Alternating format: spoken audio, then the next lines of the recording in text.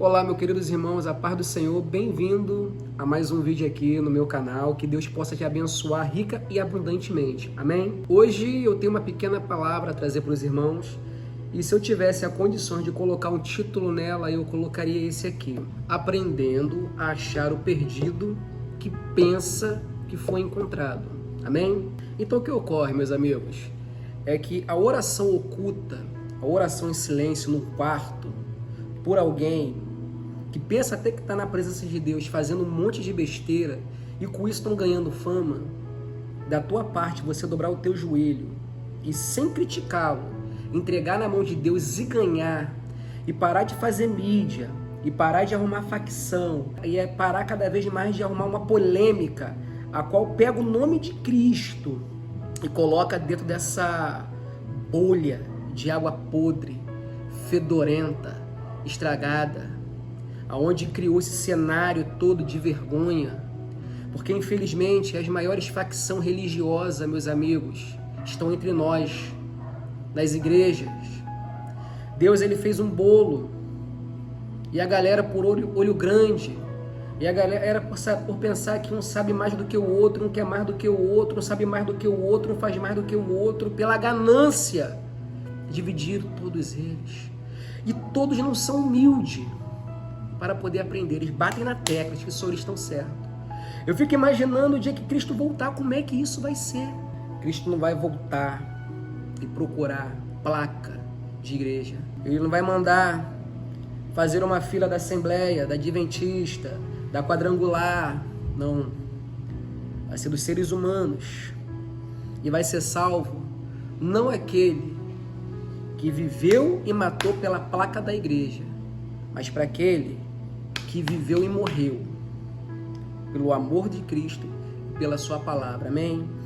E hoje nós vemos aí que há muitas polêmicas em que as pessoas começam a ganhar engajamento na internet, falando mal de pessoas que a mídia jogaram lá em cima, tipo Valdomiro, tipo Silas Malafaia, tipo os Marco Feliciano, tipo o R.R. Soares, e eles, pelo um lado, eles acham que vai ser legal ele pegar o erro do R.R. Soares e colocar na televisão e colocar: olha o que esse canalha falou, olha o que esse pilantra falou, olha o que fulano falou, olha o que o Silas Malafaia está fazendo, olha o que não sei o que. Sabe quem está falando isso, meus amigos? São cristãos, perdendo tempo seguindo homens, perdendo tempo vendo o que eles estão falando. É para concordar? Não, mas filtro que é bom.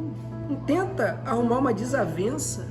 Enquanto estiver tentando procurar erro deles, pelo amor de Deus, meus irmãos, tenta se consertar cada vez mais.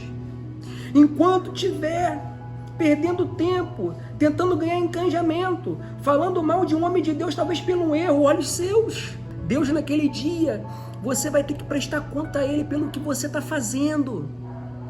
A palavra de Deus fala que é inevitável que venha um escândalo, mas ai por onde é aquele que vem o escândalo? Se você está jogando gasolina na fogueira, inflamando, levando a conhecimento de mais pessoas, o escândalo agora é para você estar levando conhecimento da palavra de Deus, e você está levando conhecimento do erro de homens. Que Bíblia que você lê, meus irmãos? A Bíblia já fala disso. Já fala que já iam existir pastores, lobos, roubadores, aonde só estava afim mesmo da lã, da ovelha, daquilo que a ovelha pode dar, sim. Mas isso não é motivo para você parar de pregar o evangelho e começar a querer alfinetar, porque desde as épocas antigas tinha isso com os fariseus que viviam a lei de Moisés, vivendo de indulgência. E hoje não é diferente, porque o nome usado mais não é indulgências, mas é dízimos, é ofertas. Não estou falando contra o dízimo nem contra a oferta. Eu estou falando do modo excessivo de fazer aquelas pessoas que estão carentes, precisando de dinheiro, ajuda, a qual eles fazem uma lavagem cerebral e conseguem puxar isso tudo. Aí você fala: mas não é para falar deles, não. Tenta ganhar essas pessoas orando. Por que não vamos pedir a Deus?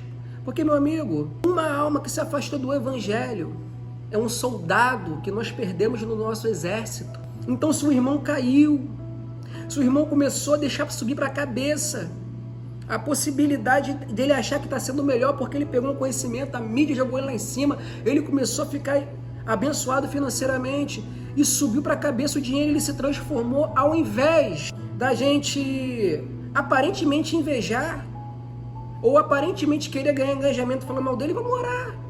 Porque a gente conseguindo trazer ele de volta, é mais uma pessoa no nosso exército, é mais uma alma. E a palavra de Deus fala que uma alma para Deus vale mais do que todo o ouro e toda a prata. Imagine você fazendo essa proeza para o nosso Salvador. Amém? O próprio Cristo falou que iriam se escandalizar nele próprio. Você viu que ele, quando ele foi pego, já avisado para todos que ele ia ser pego, que Judas o traiu, ele ia ser pego, o pastor ia ser pego, e as ovelhas iam ser desgarradas, cada um ia para ser para sua casa. Meus amigos, se com Cristo houve escândalo, mas por parte daqueles que não tinham um tutano fiel para poder segurar aquela onda, mas após aquilo se arrependeram e se tornaram grandes homens de Deus, porque fizeram uma grande obra sem Cristo humanamente com eles. Então é isso, meus amigos, que eu passo para vocês. Aprendam também. Se escandalizou com um, se escandalizou com o outro, dobra o joelho e ora. Pede a Deus, fala, Senhor, eu não aceito perder mais um soldado do teu exército. Nossa, o fulano ele era usado, pregava a tua palavra, agora está dizendo heresia, repreende isso. Ou tu pensa que você pegar e falar mal desse sujeito, você vai estar ajudando as almas que está sendo administrada por eles. Você vai fazer um inferno. Porque as almas que estão sendo administradas por eles, ao saber que você está falando mal, muitas das vezes por estar aprendendo errado, vai achar que você está errado. Talvez vai até querer contender contigo, você vai ficar chateado, vai querer contender, aí arrumou a briga por quê? Por burrice, por ignorância. Faz a sua parte, meu amigo. Fale da palavra, pregue a verdade, pregue Jesus, de dia, de tarde, de noite, dentro de tempo, fora de tempo, para todos, agradando, não agradando, sendo superficial, sendo efetivo. Pregue a palavra de Deus, fala do evangelho, fala da salvação. Amém, meus irmãos? Capítulo 14 do livro de Romanos, versículo 1, diz assim: acolhei o que é débil na fé, não porém para discutir opiniões. Acolhe. Meu amado, para de ficar querendo colocar na cabeça das pessoas aquilo que você tem na tua. Quem faz a boa obra, o Espírito Santo faz a tua parte. Acolhe com a tua agressividade, discutindo, brigando por placa de igreja, brigando por rodinha. Brigue por Jesus, brigue por evangelho. Não seja perseguido por ser um ignorante, mas seja perseguido por estar debaixo da graça de Deus. Deixa eu achar aqui. Versículo 5, do livro de Romanos, ainda no capítulo 14. 1. Faz diferença entre dia e dia, e o outro julga iguais todos os dias. Cada um tenha opinião bem definida em sua própria mente. Meu amado, meu querido, olha que desde daquela época passada, Paulo já está alertando, que está servindo para nós hoje, que ia ter mesmo dissensões, divisões, facções. Ele falou que entra lobo e quer dispensar ovelha, ele falou, antes de ser morto, antes de ser levado. Então muitos choraram com ele e se entristeceram, porque ele já estava dizendo, ó, cada um tem a sua opinião. Aperfeiçoada na sua mente, meu amigo, é isso que é verdade. Você está aperfeiçoado, você está ali alicerçado na verdade, na fé. Então você não tem que ficar discutindo, porque aquele fala a verdade. A palavra de Deus, ela é santa, ela é eficaz. Então, continuando no capítulo 14 de Romanos, no versículo 12, que diz assim: assim, pois, cada um de nós dará conta de si mesmo a Deus. Amém? Então cada um de nós dará conta de si mesmo a Deus. Isso não te preocupa não, meu irmão? Isso não te preocupa você chegar em casa e, ao invés de se encher da palavra e do Espírito, orar pelos que conhecem a palavra, mas estão de heresia, e passar informação para aqueles que são humildes na fé, que estão aprendendo ainda a palavra, para que eles não se contaminem com aqueles lá? Será que não seria mais inteligente tentar recuperar esse povo que está sendo enganado por aqueles que já são grandes, humanamente dizendo, com heresia, enganando muita gente? Porque eu vou abrir um parênteses, eles não são culpados sozinhos. Porque quem quer buscar a Cristo e vê uma fala de prosperidade, vê uma fala de humanidade, vê uma fala de terrestridade, ela sabe que não tem nada a ver com Cristo. Pode prosperar? Pode. Pode ter uma boa casa? Pode. Pode ser bonito? Pode. Pode ser influente? Pode. É pecado? Não. Pecado é ser soberbo. Mas primeiro está escrito, buscar primeiro o reino e a sua justiça, e as demais coisas serão acrescentadas. Como é que eu vou tentar buscar todas essas coisas? Eu não tenho Deus, eu não tenho Cristo, não me santifico. Continuo vivendo a minha vida toda errada. E o que eu fico triste, meus irmãos, quando você entra na internet e você vê uma pregação, a pregação tem 40 visualizações, sabe por quê? Os nossos irmãos, eles estão ocupados vendo debate que não está sendo útil para ninguém. Fico 1 hora, 2 horas, 3 horas vendo um debate, que esse debate, ele bota dúvida naquilo que você já sabia, não te aumenta em nada e você sai dali completamente cheio de dúvida.